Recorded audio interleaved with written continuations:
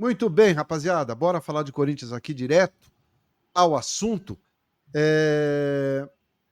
Terminou o treino do Corinthians, um treino que, né, já prepara a equipe ali para o jogo contra o Sport no próximo domingo.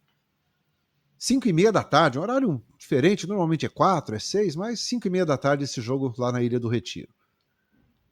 E o Corinthians vai, né, atrás da sua terceira vitória consecutiva fora de casa, tentando dar uma engrenada no Campeonato Brasileiro, e o Dorival Júnior teve essa semana livre, né, para trabalhar. Deu domingo e segunda de folga para os jogadores, treinou terça, quarta, quinta, sexta, e ainda finaliza amanhã pela manhã, e à tarde a delegação viaja para o Recife. Bom, dupla de ataque. Dorival praticamente já definiu que será Vitinho e Yuri Alberto. Acho que pela primeira vez eles começam jogando juntos. A opção é pelo seguinte: o Guinegão está suspenso pelo terceiro cartão amarelo. E o Dorival entende que seja a dupla mais próxima ali do ideal, né? Não dá para ficar deixando sempre o Vitinho para um segundo tempo. Então o Vitinho tem ali praticamente garantida a sua presença no ataque ao lado do Yuri Alberto. E o esquema tático para esse jogo, o Dorival tem gostado muito de jogar com aquele terceiro falso zagueiro, que é o Angileri, pela esquerda. A tendência, mais uma vez, é que o Corinthians jogue dessa forma, com Hugo Souza no gol. Na lateral direita, hoje o Mateuzinho não participou da atividade, não participou do treino, foi poupado, mas não deve ser dúvida, não deve ser ausência no jogo, ele deve ser relacionado. Tá? A tendência é que ele seja relacionado. Caso não tenha condição de jogo, caso tenha algum problema, Dorival pensa ali ainda no como vai montar a equipe. Mas aí tem a opção do Jacaré, tem a opção de improvisar o Hugo ali pelo lado direito, mas a tendência é Hugo Souza, Mateuzinho, André Ramalho. Aliás, vamos pela ordem. Com 3 zagueiros: Hugo Souza, André Ramalho, Gustavo Henrique e Angileri formando o trio de zagueiros. Aí, pelo lado direito, ou Mateuzinho, ou Jacaré, ou Hugo. Aí é uma questão só de saber. Acredito que o Mateuzinho vá para o jogo, sim. No meio-campo, ele mantém o Maicon com o José Martínez, que está voltando depois de 30 dias fora.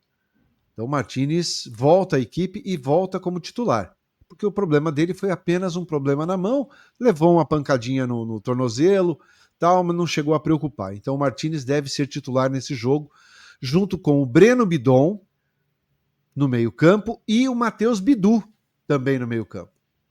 O Bidu caindo um pouquinho mais pelo lado esquerdo ali, mas fazendo aquela função também de meia, já que o Rodrigo Garro continua fora.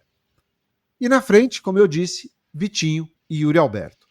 Bom, o Ranieri tem treinado normalmente, já acabou a transição, já treina com o grupo, vai ser relacionado.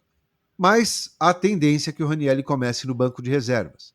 Ele continue ali no banco de reservas, pelo menos como opção para o segundo tempo. E o Memphis também está fora desse jogo. O Memphis deve ser preservado, mais uma vez, para a partida contra o Flamengo, que é o jogo válido pela 25ª rodada do Campeonato Brasileiro. Então, o Memphis segue em recuperação daquele edema na coxa. Imagino que depois da cornetada que ele deu, dizendo que não podia ter jogado de começo, tal, contra o Atlético, saiu de cara amarrada, ficou bravo. Eu imagino que o Dorival vai dar uma poupada no Memphis, deixa ele recuperar bem da lesão, para depois, se entra contra o Sport e sente alguma coisa, para não dizer que forçaram a volta do jogador. Então a tendência é muito essa. O Carrijo continua fora, Carrijo se recuperando da cirurgia no tornozelo, esse a gente não vai contar tão cedo, pelo menos nesses próximos dias aí. O Memphis e também o Rodrigo Garro. Fora, os dois seguindo ali na recuperação. Então, 3 ausências confirmadas, a quarta é o do Guinegão suspenso pelo terceiro cartão amarelo. No mais, o Dorival tem essa pequena dúvida do Mateuzinho, mas acredito que ele viaje e fique à disposição. Então, basicamente, o elenco todo à disposição. Então, por isso que eu falei que ele deve manter ali os 3 zagueiros, com o Angileri caindo um pouco mais pelo lado esquerdo, com liberdade, aí seria os 2 alas, né, ou o Mateuzinho ali pelo lado direito e o Bidu mais pelo lado esquerdo, mas também formando ali um meio-campo junto com o Maicon, com o Breno Bidon. Esperar. E com o Martínez, né? O Martínez volta provavelmente ao time titular. Então esse é o time do Corinthians ali, que não vence há 9 anos o Sport lá no Recife. Olha como é importante, né, um jogo como esse. Além da classificação, e claro, o Corinthians vencendo, ele pode chegar à 8ª colocação no campeonato, sobe apenas uma posição, mas já é um passinho a mais.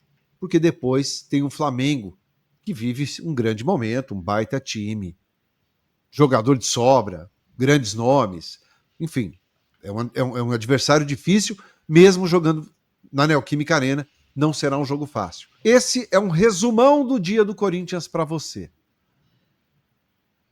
E o jogo contra o Sport, ele marca também talvez uma nova fase do Corinthians. É importante lembrar disso. Que se o Corinthians vencer a 3ª partida consecutiva fora de casa, é um feito que não acontece há bastante tempo seguido, tá? Então é importante que o Corinthians vença esse jogo para poder aí dar uma virada de página, ser contra o Sport, aliás, que é o pior mandante da competição. Então o Corinthians tem tudo para embalar uma boa sequência, tem tudo para seguir aí degrau a degrau na tabela do Campeonato Brasileiro e quem sabe sonhar com algo um pouquinho maior. Não estou falando em título, mas estou falando numa possível Libertadores.